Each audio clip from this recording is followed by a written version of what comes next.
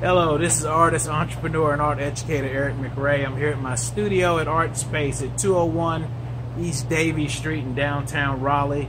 This is my new student, Jessica, and we were talking about vlogging, and I told her some crazy story about somebody interviewed me, and I told her that's the one question she can't ask me. So hopefully she won't ask me that question. And she's got a question she wants to ask me because she's a young, perspiring artist. See the sweat on her brow? She's a young, perspiring artist. She's working hard. Perspiring. She's not aspiring, but perspiring, because she's working hard. She was working on a canvas today, did an excellent job. I mean, she went to that thing with an intensity and passion. So someone like that, I know she's just bubbling full of questions, so far away.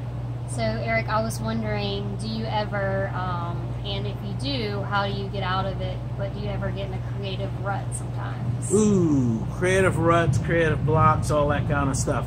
All right, how I address that, because it happens. I've had a few periods of time where I just kind of hit a wall, and it just seemed like, where do I go? And but what I suggest to anyone who hits a creative block is change. Because you get artists who are like, well, I paint plein air, landscapes, and I travel here, there, and everywhere painting. Well, that person never paints in the studio. All of a sudden, they just don't feel like doing it anymore. Well, maybe it's time for them to get back in the studio and focus on drawing. Something that's a little bit more labored instead of plein air where they're constantly painting quickly. You may get an artist who's in the studio all the time and they're doing working from photographs, stuff that's very controlled. After a while, they burn out on it. It's time to get your easel out and travel.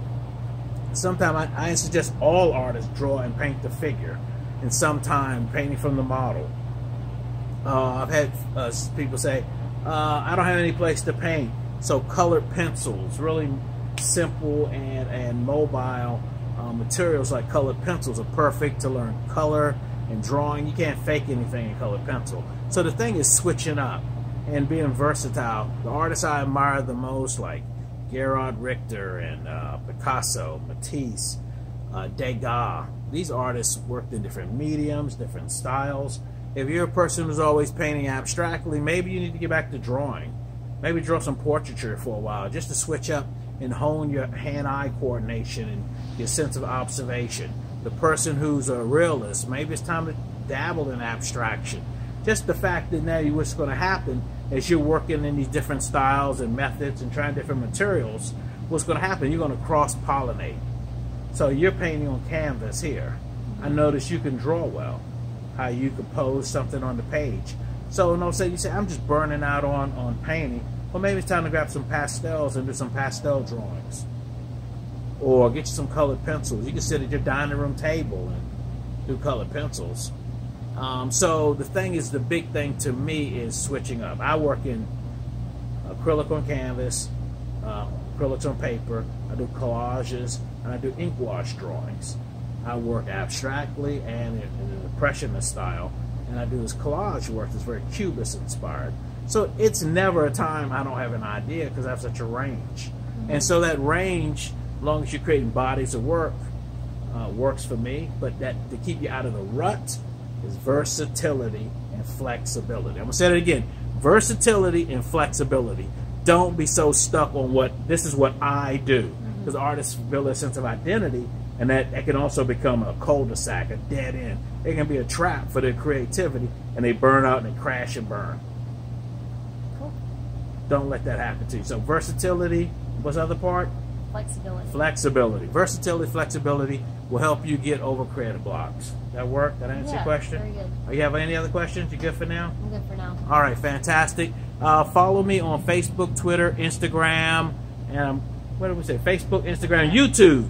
YouTube also. These videos are going on YouTube. Please comment, share, and take time. If you like the content you're hearing on my videos, please share them with other people. I want to help others. I was saying earlier how much a teacher I had when I was a child, how much she influenced me, that impacted my creativity, my long-term objectives to be an artist. So hopefully these videos are inspiring someone, changing lives. Matter of fact, I had somebody who was an architect come to me one day, and they said, you address all the issues I was having, and they don't do art. they're an architect. But the concepts apply just equally to them as Yeah. well. So thank you so much, and keep in touch. Take care. Bye.